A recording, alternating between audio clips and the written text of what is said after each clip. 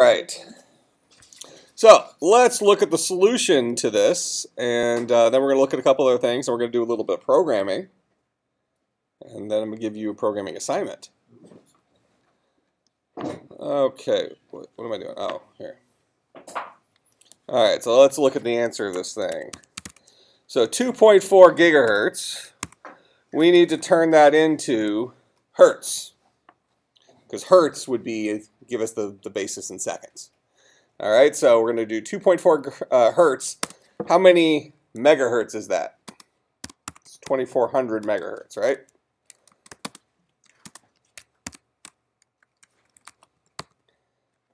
Times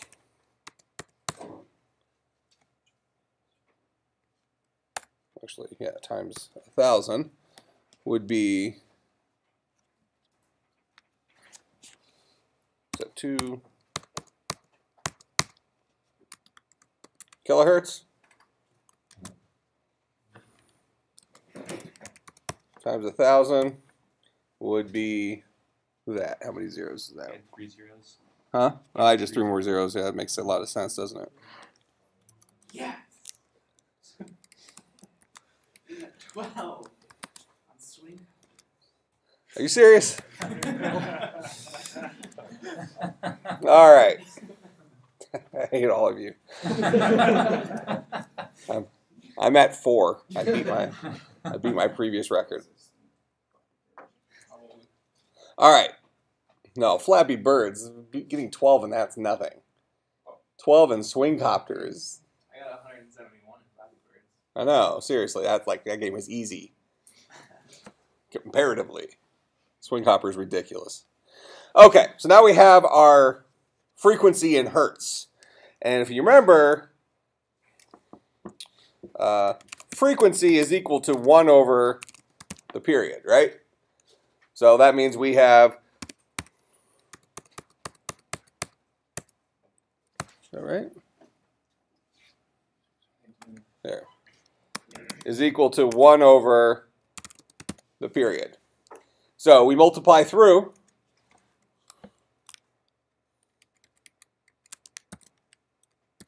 We get this is equal to 1. 1 divided by this is that number, right? 4.167 times 10 to the negative 10th. 4.1.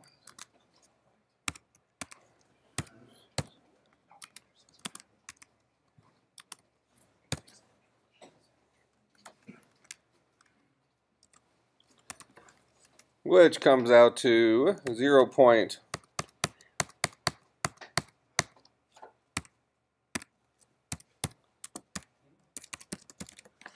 That in seconds. I look right? Okay, now, typically, we wouldn't give that answer in seconds. We'd break it down into something more interesting, correct? Like microseconds or milliseconds or nanoseconds or something like that. We do have a chart that we're going to look at, but before we do that, I want us to write a simple little program that calculates this for us. So we have a tool. Because we're going to start building up some programming tools to answer some of these questions for us. And I think you can learn some of this stuff more effectively when you actually go and implement them. So we're going to go ahead and we're going to open up Eclipse.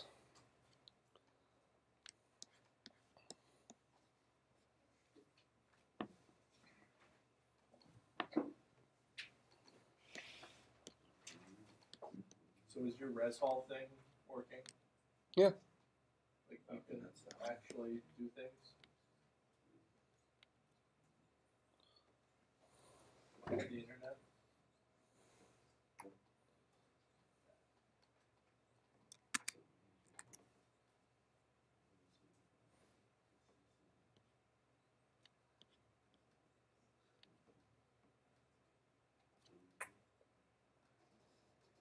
Maybe not. It's all on the same backbone, so it should all be using the same internet. Alright, so I'm going to create a new project in here. We're going to call this 325. CSC325.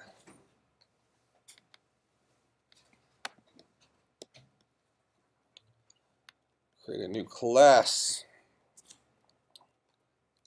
And here, we'll just call this guy test.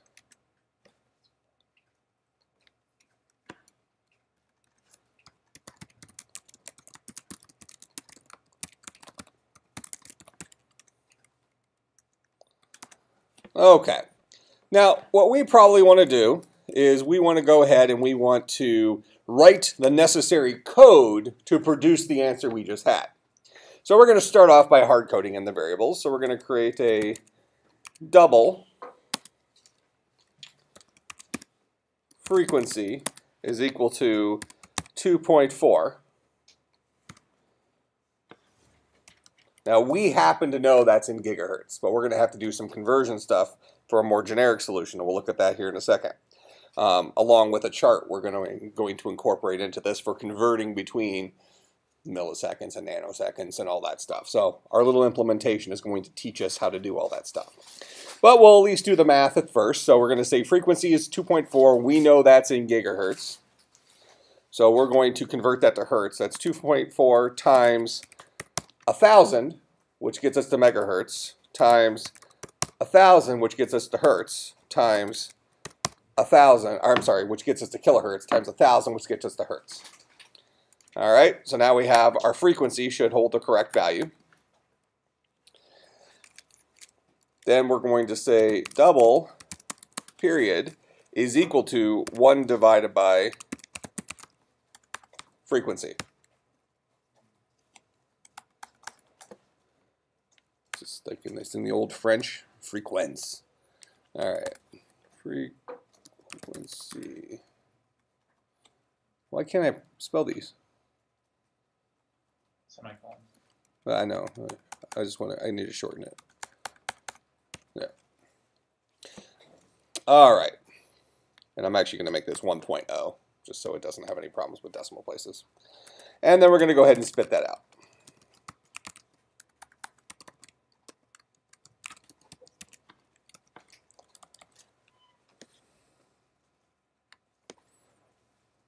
All right, and we got our same answer. Okay, now the reality is if we want to write a little program that always gives us our answer in seconds initially, we need to know what format the input is in. So possibilities are going to be hertz, kilohertz, megahertz, gigahertz. Let's just kind of keep it at that. Realistically speaking, today, the highest measurement we would deal with on any sort of regular basis would be gigahertz. What would be next after gigahertz? Terahertz. And to my knowledge, I don't think there's anything out right now in the consumer world that's measured in terahertz. So we'll leave it at gigahertz. So we need to adjust our program a little bit. We're going to go ahead and read some stuff in from the user. Anybody remember how we read stuff in from the user? A little Java review. Import the scanner. Okay, so scanner.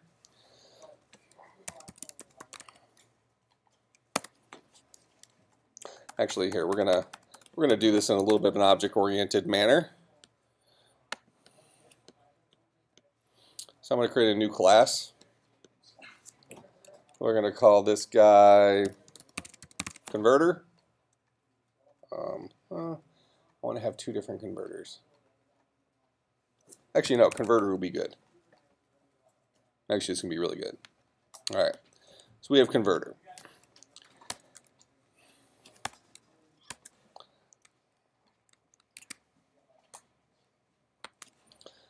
So inside test, we're going to go ahead and create our scanner.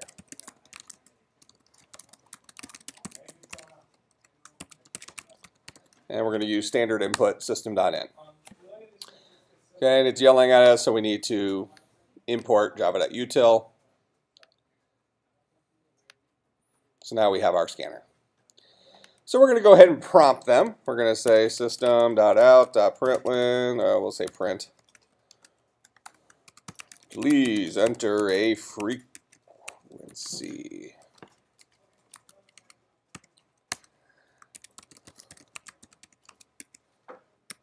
That's actually a funny thing. String the freak. Get it? That was a joke about you. Double portion of veggies. Hold on, what am I doing? Oh, got it. So we're going to go ahead and read this in. So input dot next line. That'll read it into this string, the freak.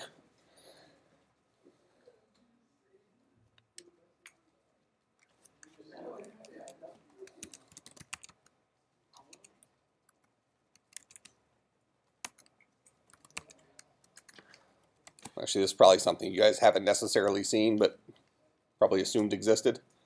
So I'm going to read in a frequency, and then I'm going to read it in as a string. I'm going to parse it out of that string as a double. So historically, we've used integer.parseInt to turn the string 123 into the number 123. In this case, we enter in 2.4. We'll get 2.4 as a double. All right, so this is just going to prove that this guy still works. We just happen to be prompting them for this information as opposed to hard coding it in there. So we haven't even used our converter yet. So I'll go ahead and run this. It's asking us for a frequency. I'll type in 2.4, run it, we get the same answer. But now we have a more generic program because if I want to see, well, what is 5.8? Well, there's the period in time for 5.8. Okay? So we have a more generic program now. Now the reality is once I enter in something, I need to specifically say what kind of number I'm entering in. Correct? How are we going to handle this? It seems to me we have two options. I can enter in something like 2.4 space gigahertz and then have the program figure out that I meant gigahertz. Or I can have it just enter in a double and then as a secondary question ask what format is this in and give it some options. I'm thinking that's probably the cleaner way for our little example here rather than doing too much string manipulation and stuff like that. All right, so after I've read in the frequency, the second thing I want to ask is, what is this in? Is it hertz, kilohertz, megahertz, or gigahertz? Which of those four? So I'll go ahead and we'll create a little, I don't even need a function for the menu, we'll just write it.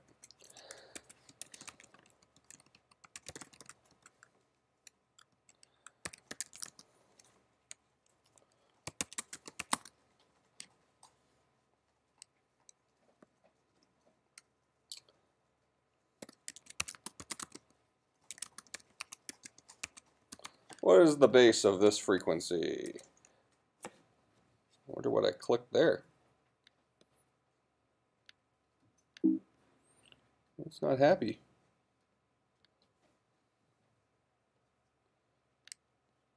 Active operation.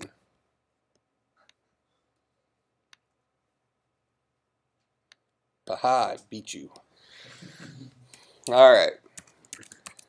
So we're going to say systemout.println. 1 is hertz.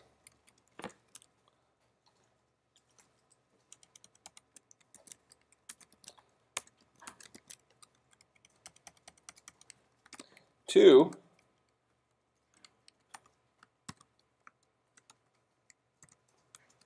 is kilohertz. 3 is megahertz. 4 is gigahertz.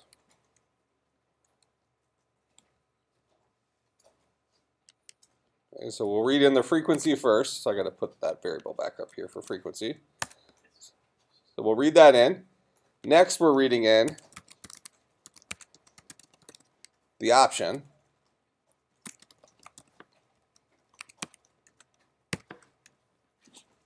So we'll read that in. Now, in order to figure out the frequency here, because I'm always converting it down to hertz, I need to determine how many times I need to multiply it by 1,000. Right?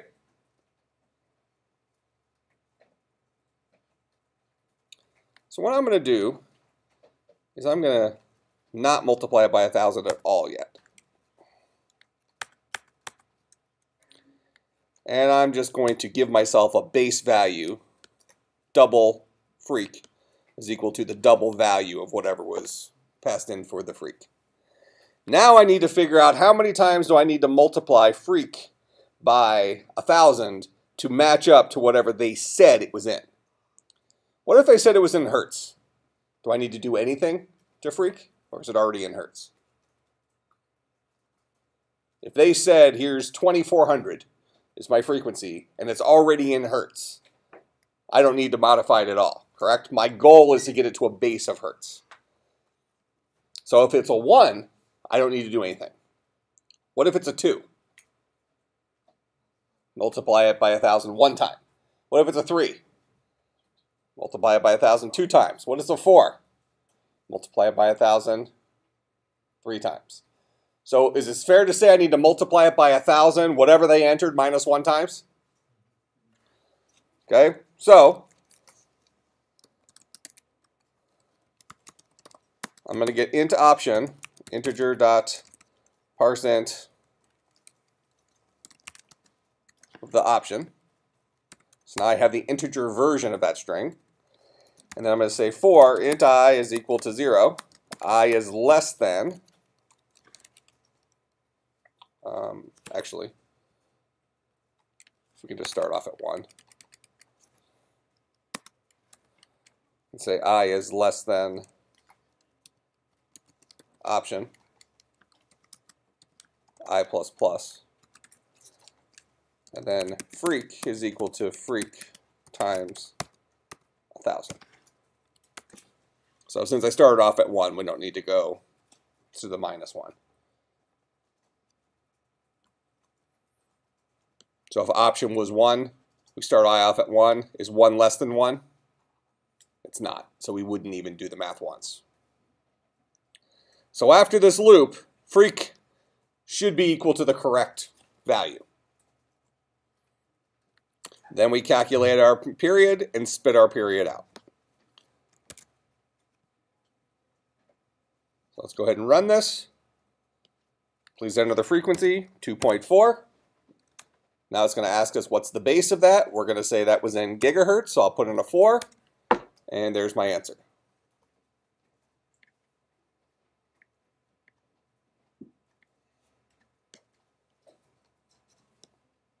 Similarly, if I want to do the same frequency, but I want to give it to them in megahertz, I'll say 2400. I'm going to say that's actually in megahertz. So it does the math, but multiplies by 1,000 the correct number of times. So we've made it a little bit more generic. Make sense? Now, the reality is, the object-oriented way of doing this would be after we read in these options, we might want to use converter to give us the correct value in hertz. So I'm going to create a function inside a converter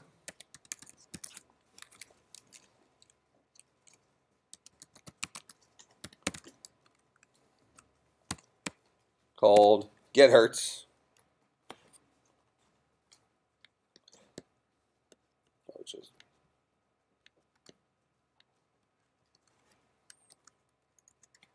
And this guy is going to return a double. What doubles it's going to return? It's going to return the actual final frequency in hertz. And what I'm going to do is I'm going to take, and I need to make this guy, okay, we're good there.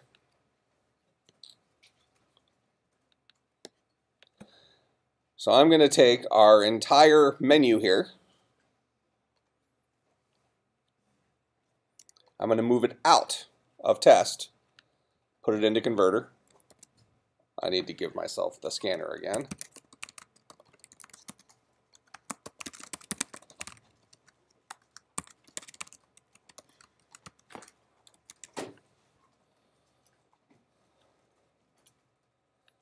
Import that. Okay, so we'll create our scanner. We'll show them the menu to find out what the frequency is. We'll read it in.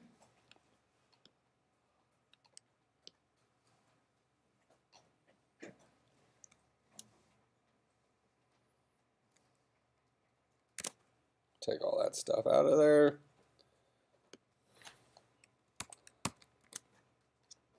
So we read it in here, the option.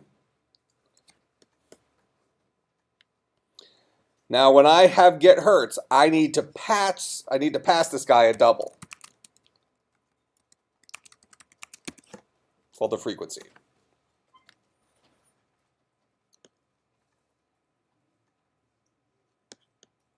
Actually, let's just call it freak. Like that. So I can take this line out. So when I call this function get hertz, I'm going to pass it the frequency. This function is going to then ask the question, what was the base of that frequency, read it in, figure out what the option is, and then go through and multiply the value that we passed in the correct number of times by 1,000. Ultimately, we're going to return the frequency that's now been converted to hertz.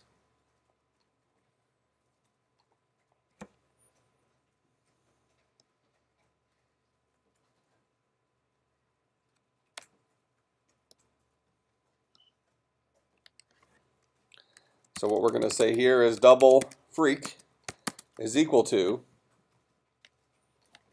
is this a class method or instance method?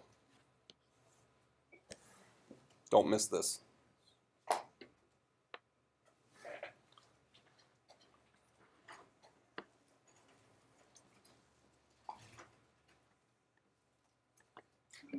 Who thinks they know the answer to this question? Whether this is a class method or instance method? 3 of you?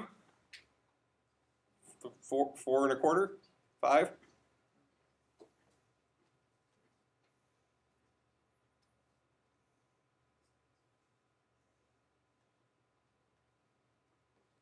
More of you should know this than that. Evan? What's the answer? Instance method? Okay. Why are you wrong? Oh, dot class because of the static. Static. All right. So, because I have static in front, it's a class method. How do we call class methods? Using the name of the class in which it was defined, which is converter. So we're going to say converter dot get hertz, and we're going to pass in double that dot parse double out of the freak.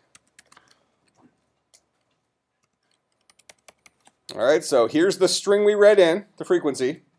I'm going to get the double version of that guy right here. I'm going to pass that double to my function called get hertz.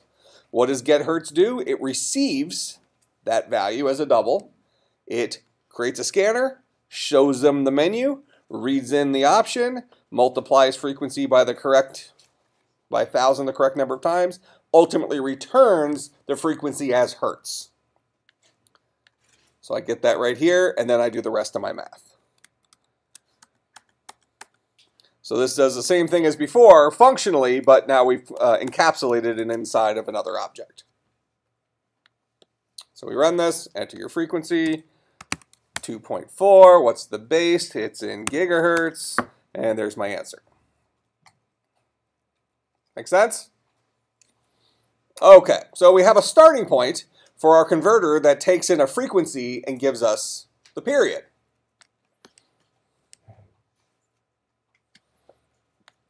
Now, the reality is would you imagine in here that we're going to be converting between a lot of different things in this class? Seems like we're going in that direction. So really, isn't the idea of even reading in a frequency and then converting it something that belongs inside of converter? What's the solution? What is this doing? That's converting a frequency to a period in seconds. Correct? So that really belongs inside of converter. So I'll steal that code.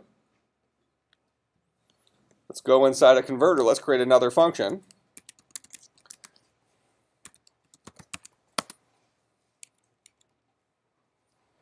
We'll call this guy frequency to period in seconds. And I'll paste all that crap in there.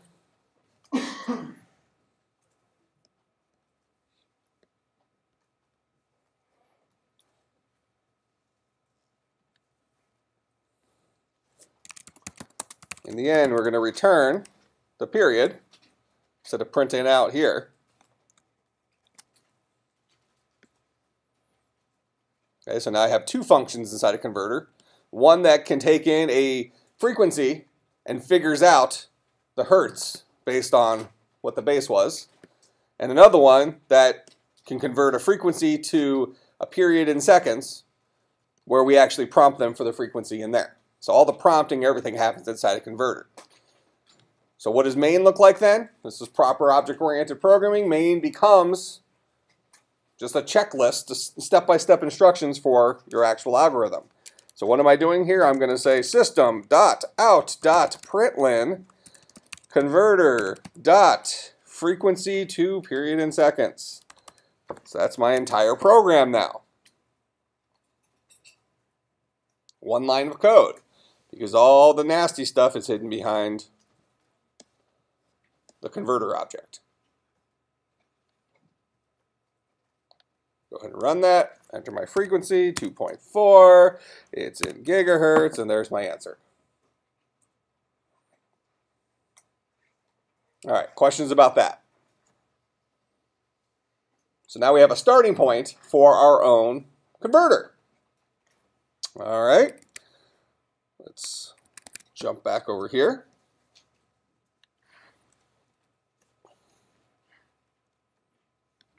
Now, what if we have the period and we want the frequency?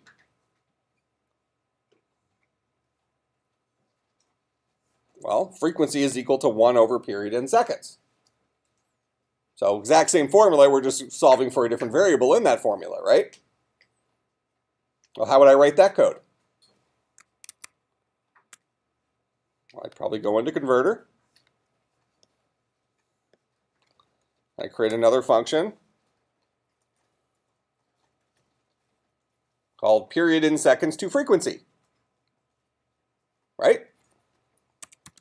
Static double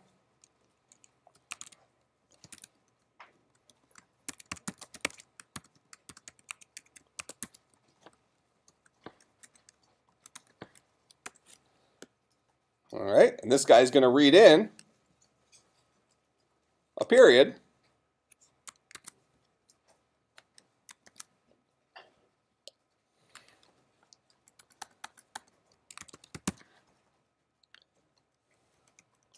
and we can assume that period is always being entered in seconds. Okay, but as we saw in our previous example, well, in our quiz today, that especially when it comes to frequencies, the period, if you're entering it in seconds, will almost always be a fraction of 1 second, right? That's why, as you see over here on our slides, a couple slides later, we deal with pico and nano and micro and all this other crap. So ways of conveniently talking about less than 1 second intervals. All right, so period in seconds, to frequency, so we're going to read it in. So chances are what we're about to read in is going to end up being a double, right? So we'll go ahead and read it as a string. String period is equal to input dot next line.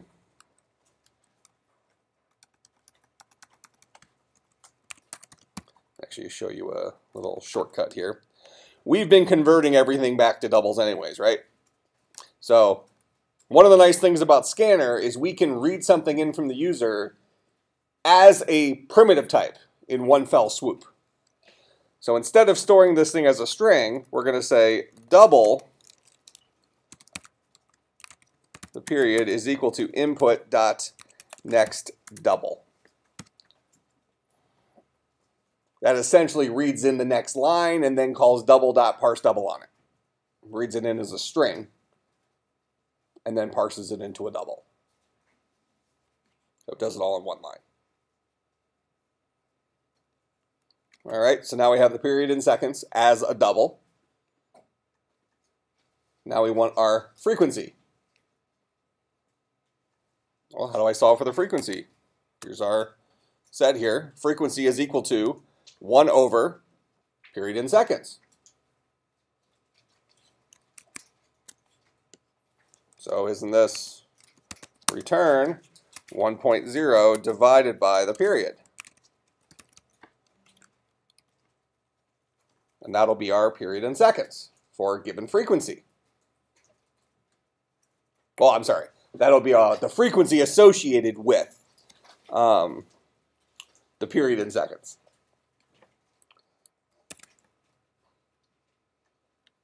Let's go back and run that. Do it out here in main. System.out.println converter dot period in seconds to frequency. And our little example here. What if we give it 0.1 seconds? The answer should be 10 hertz.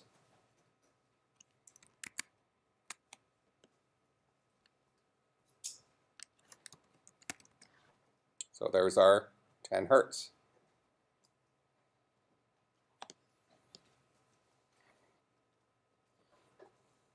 Make sense?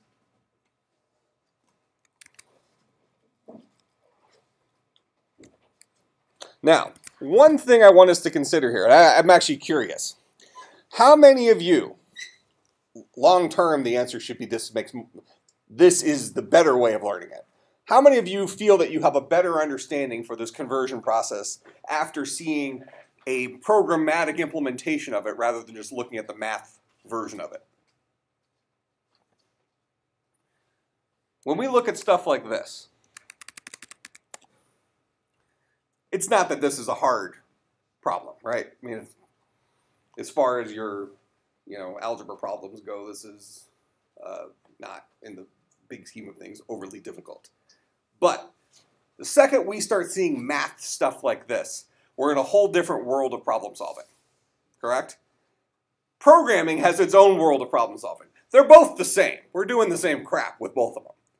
But from computer scientist perspective, if you can implement something programmatically, I think that means you also understand it. How many of you have heard the saying that if you can teach something, what is it? The best way to learn something is to teach it. So if you help your fellow classmates and there's they're the weaker student in the particular subject or something like that, and you're a little bit stronger, and you learn it on your own, and then you teach it to them, you actually end up getting better at it. Probably been an experience, at least some of you. I think there's some truth to that when you actually write code for stuff. At some point, and I've said this in the earlier programming classes, I really want to turn you guys into problem solvers where writing a small little program to solve a problem is actually the most convenient way of solving it, as opposed to diving into Excel or something like that. Something you learn about in the 150 class is, computer science is problem solving, right? And in that 150 and the 175 class, what you're doing mostly is you're bending other applications, pre-existing programs, to your will to solve different problems. So a lot of math stuff can be done in Excel. Could we have solved this problem in Excel? Yeah, no problem. Would it have taken very long to do this in Excel? No, and for most of us, today, it would have been quicker to do this in Excel. But getting a tool, getting the ability to write this programmatically, gives us the ability now to develop tools that might help us on the job. So let's say that you get your computer science degree and now you're working at some place and there's some, task that you're doing constantly over and over and over and over again. Well, if you could just write yourself some little utilities that do it for you, all of a sudden your job just became easier. You can spend more time on Facebook, right? So, really what I want to focus in on with this is that, I guess I think that programming to computer scientists is kind of like our ninja skill. That's what sets us apart from other problem solvers. So we're getting comfortable writing software for this type of stuff, I think is important. So even taking simple little problems like this and turning it into a quick utility can be very helpful. But hopefully at least some of you can see that by going from something like this into code that actually solves the problem, we maybe get a little bit clearer understanding of the problem we're trying to solve, because now it's maybe a little bit more in our comfort area, even though we don't like programming, many of us. Okay. So, after we wrote the first part, creating the code to do this problem, solve for frequency, took no time at all. Correct? Okay. Let's see, another example of a computer system clock is 2 gigahertz. What is the duration of its system clock's period?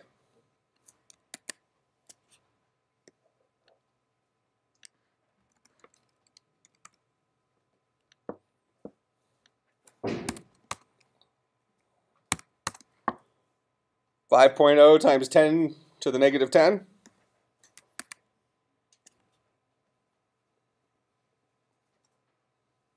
that our answer? It was a lot faster with our program now that we wrote it, right? Okay. So, solving problems pretty easily now. All right. Now, pulse width modulation, something called the duty cycle. Okay, duty cycle refers to the percent of time that a periodic signal is a logical one. What is a periodic signal? Remind me. As opposed to a non-periodic signal.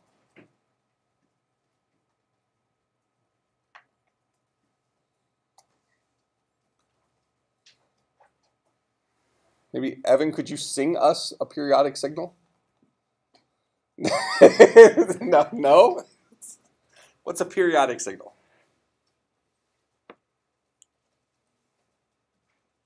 Signal that happens every period of time. A fixed period of time. So, boop, boop, boop, boop, boop, boop, boop. Get to join in, Evan? All right, so that would be a periodic signal, something we can count on. Okay, non-periodic would be more random, right? So, duty cycles only refer to periodic signals, and it is the percent of time that a particular signal is in the on state, in a one state. Okay, so a signal that is a logical one, a quarter of the time is said to have a duty cycle of 25%. Make sense? Okay.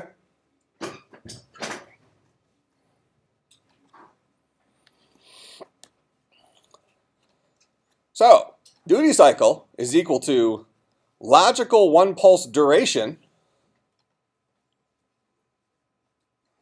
divided by the period times 100%. So since the range, TW, that's the pulse duration for our logic 1, that's 0 to T, period, correct? Then the duty cycle has a range from 0%, it's always a 0, up to 100%, it's always a 1. That's that's the explanation of our little formula here. So, an example would be a typical human.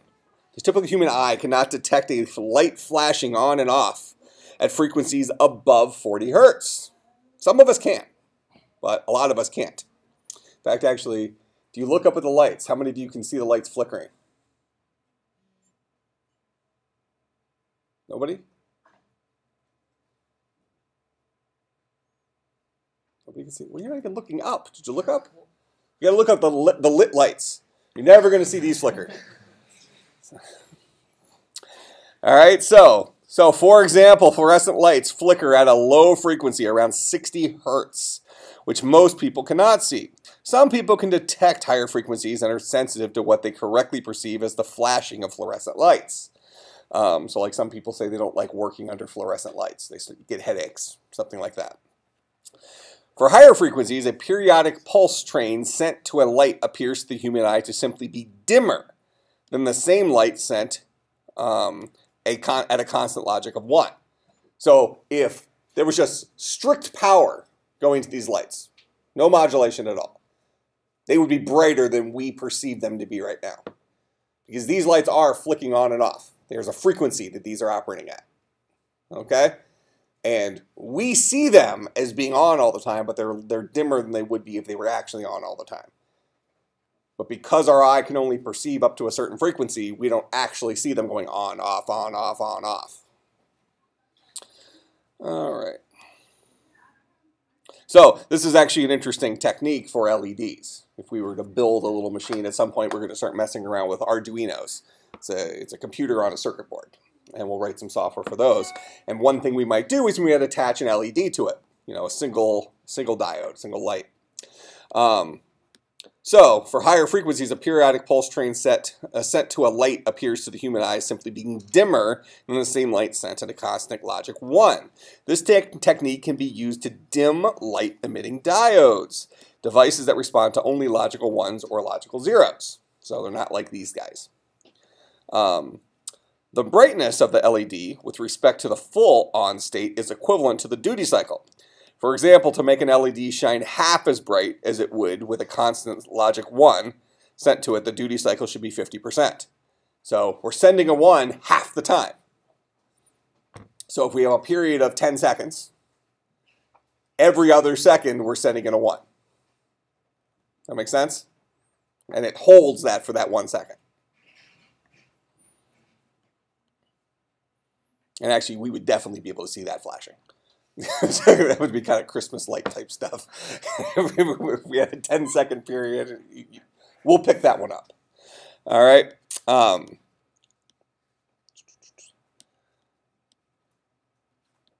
The frequency is irrelevant as long as the human eye can actually pick it up. If you start doing anything, if we're looking at a LED and we're sending at a frequency above, let's just say 50 hertz, pretty much everybody is going to just see it as solidly on. But if we sent something to it at 20 hertz, you would see that light flickering. We would definitely perceive that. It would seem like it's mostly on. It would just kind of be like something's broken with this thing. But we'd see it flickering. Okay. Here's another example. Assume that a 1 kilohertz periodic pulse train is sent to an LED. What should the pulse width be to make the light emitted from the LED 1/3 of its full capability? Okay, well, we got another program to write. So I want this LED to shine at 1/3 power. Well, so it wants to know what's the pulse width, which is essentially the period. So examining our earlier equation, period is equal to 1 over frequency, which actually isn't the equation they gave us, but it's the equation we inferred in our code here when we wrote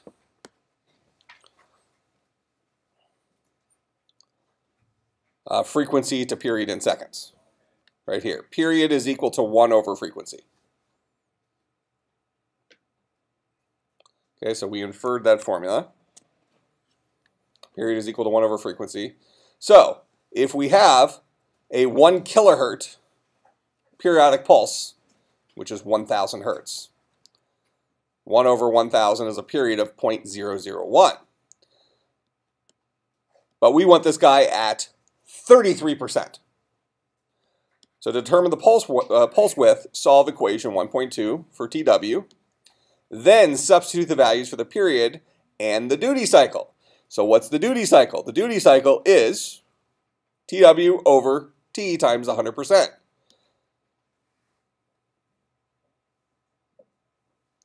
TW is equal to whatever our duty cycle is going to be times T, which is our time, over 100%.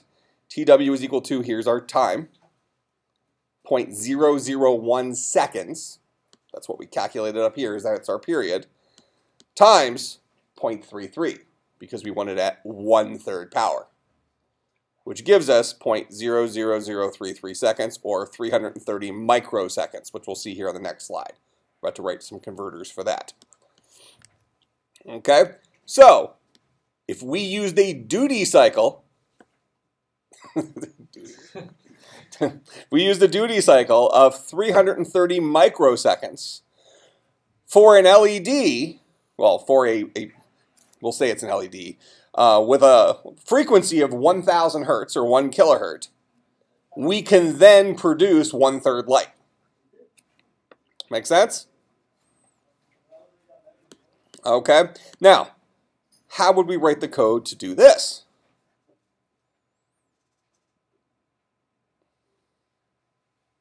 Well, let's go back up here and look at the first part of this. So we have a frequency, 1 kilohertz. That's a frequency, right?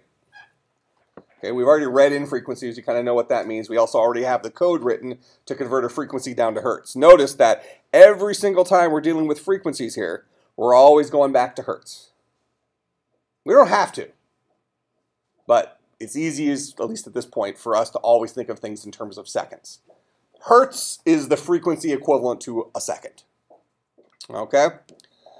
And the periodic pulse train, the train part, don't worry about that. It's a periodic pulse. Something that happens consistently every so often. How often is this one? It's every 0.001 seconds. All right, that just happens to be the period of this. All right, and we want to make an LED 1/3 of its full capability. So the first thing we did, well, we know 1/3 is 33%. First thing we did is we solved for the period. Now, do we already have that built into our code? We do. So the very first thing we did here is we called period from frequency.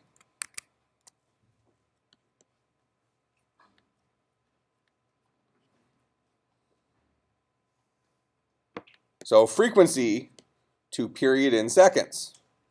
That's this very first guy. So we have a frequency of 1 kilohertz, which is 2, and there's our 0.001. So already got the first part of this solution written. So we already got this answer. Now, to determine the pulse width, we have to solve another equation. Now, this other equation already takes into account our 33%, or 0.33. Okay, so we need to have that. Now, once we dumbed all this thing down, where duty cycle is equal to this times this, blah, blah, blah, ultimately our equation is what? It's our period times the percent times the duty cycle. Correct? That's where the 100 times the 100% over here came. That's where we got our 0.33. All right, so what we can do, what would we call this guy? We'd probably call it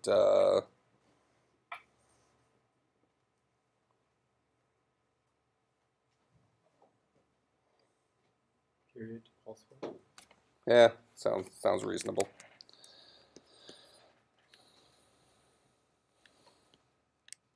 Probably frequency to pulse width,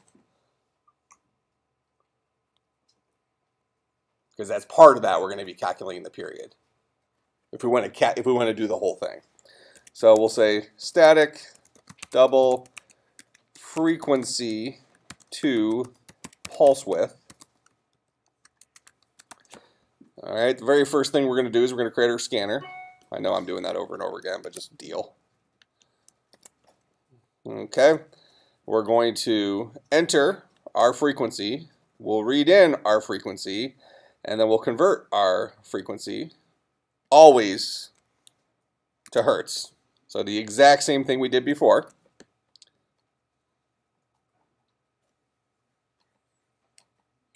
Okay, so there's our frequency. Then we figure out period, and we ultimately return period. So the reality is the very first part that we did here in our example was something we've already written, this part right here. So what I want to do in my code, all this crap is identical to what's up here. So I want to say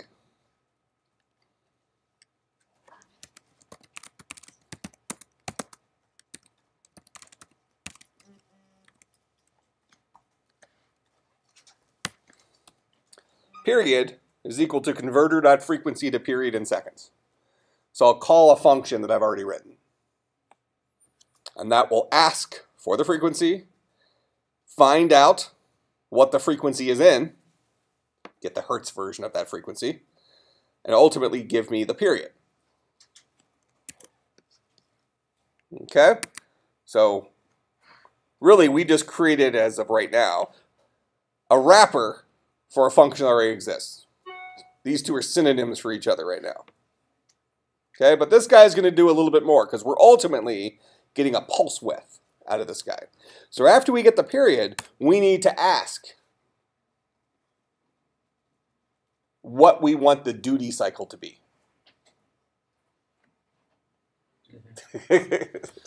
All right. So we're going to have our scanner.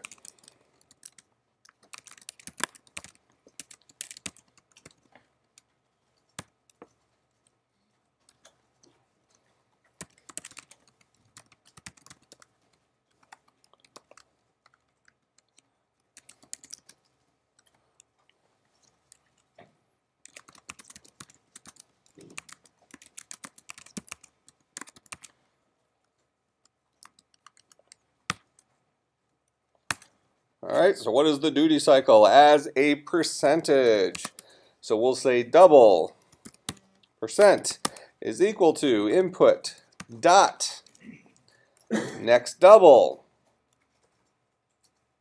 And now they're going to enter in like 33, correct? So just to prove that real quick, I'll just do a system.out.println PCT.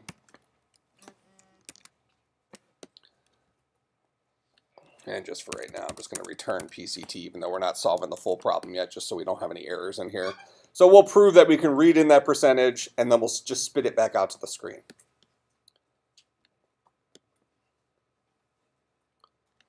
I'll just kick it down to another line. System.out.println converter dot frequency to pulse width. That's the function we're solving for right now. Go ahead and run that. Please enter the frequency. So we'll do 1 kilohertz. What's the duty cycle? We're going to say 33, and it should just spit a 33 back out to us right now, proving we read that in. Okay? Now, it actually spit it out twice because I print it inside the function as well as out here in main. So we have our 33. Now we know our duty cycle is 33. And this is what the rest of the function is. Once we break this all down, we're going to take our period times our duty cycle times, or divided by 100.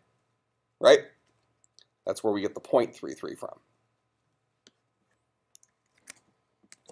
So ultimately, we're going to return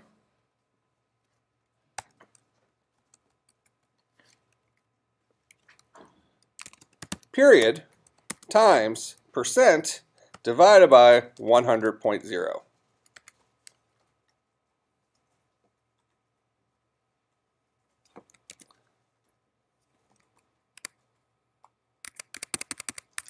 And we're hoping to get 0.00033 seconds.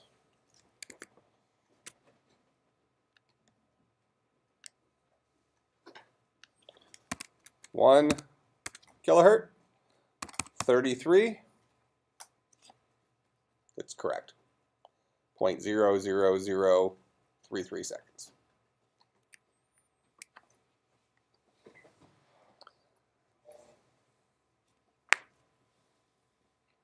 Okay, questions about that?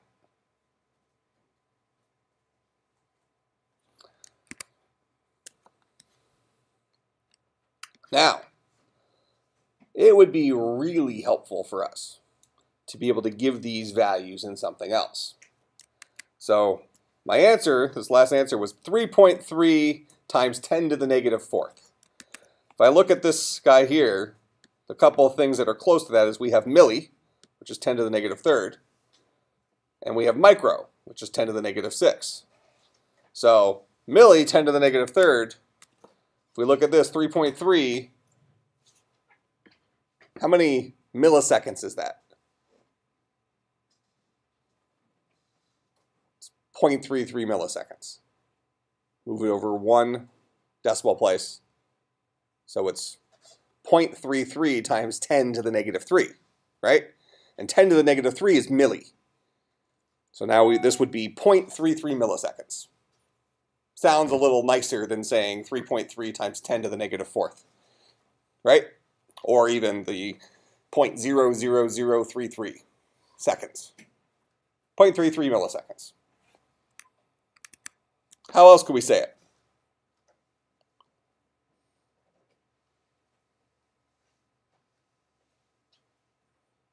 How many microseconds is it?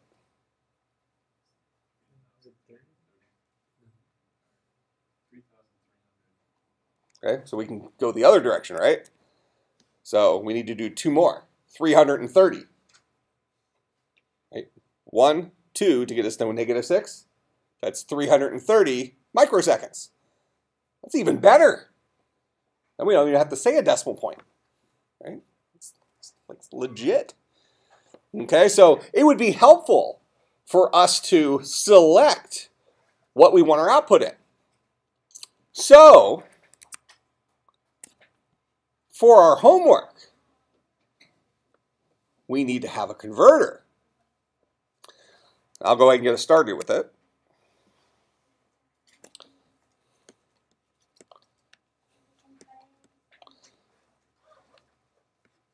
So we're going to create another function, static double.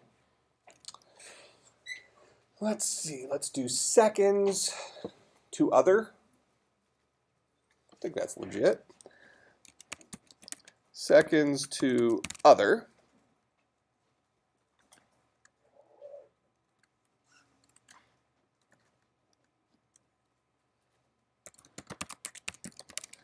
We'll have this guy take in a number of seconds as a parameter.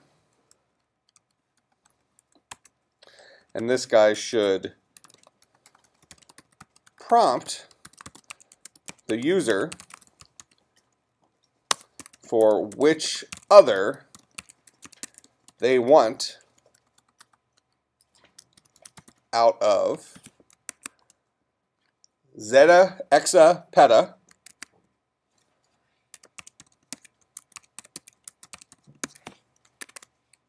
that's 1 T, tera, giga,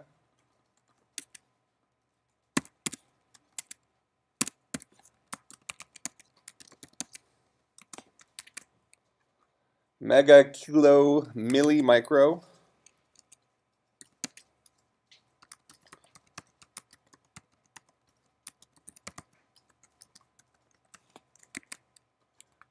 nano, and pico. All right, so we're going to prompt them for which of those the person wants. We'll read that in from the user, and ultimately, we're going to return as a double that value. Now, the issue here is just kind of talking through this. Let's say that I have that value, what was it, 0.033 times 10 to the negative 4th seconds. I might have been one off there, but whatever it is. And then I say I want to convert that to microseconds. It's going to spit out a number for the number of microseconds, right? After I select the number of microseconds. Now, kind of our next step, though, is going to be, what if we pass things around with their values associated with it? So we're going to have 330 as the value, and then microseconds as the type. Because we need to have both those pieces of information in order to do math with that value in the future. Because we need to get things down to the, kind of a base, if you will. So every single time we do anything up to this point, we're always converting things down to hertz right off the bat. Correct? But it'd be nice if we can get things entered in various formats and then have our program do all the math for us. That would be convenient.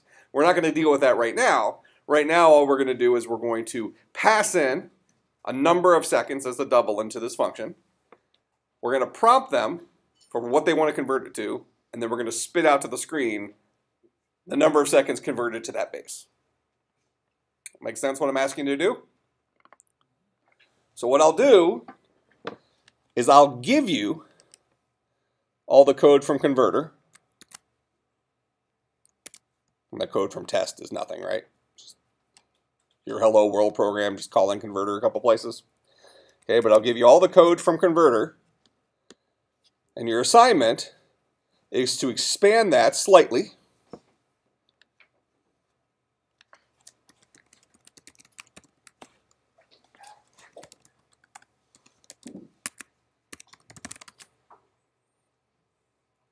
To convert seconds into something else.